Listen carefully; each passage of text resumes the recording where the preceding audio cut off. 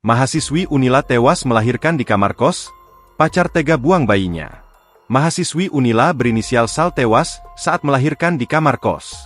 Bayi yang dilahirkan tersebut kemudian dibuang oleh pacar Sal. Diketahui ia sudah menutupi kehamilannya selama 9 bulan. Bahkan pemilik kos tak mengetahui bahwa Sal tengah hamil. Sal merupakan seorang mahasiswi asal Wei Kanan.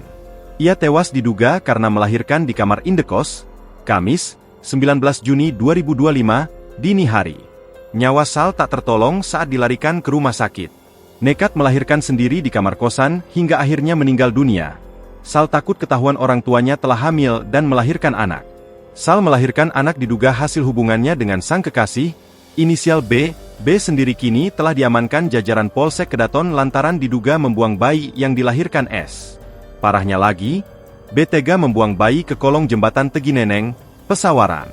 Wakil Dekan Bidang Kemahasiswaan dan Alumni Fakultas MIPA Universitas Lampung Junaidi, membenarkan informasi ada mahasiswinya yang meninggal dunia. Ia pun mengaku kaget mendapat kabar duka tersebut. Saat dikonfirmasi, Junaidi mengaku akan mencari tahu lebih jauh terkait kabar tersebut. Saya juga masih mencari dan memperjelas informasinya dahulu. Saya tidak hafal satu persatu mahasiswi yang mana, karena banyak, kata Junaidi kepada Tribun Lampung.co.id, Kamis, 19 Juni 2025. Download Tribun X sekarang, menghadirkan lokal menjadi Indonesia.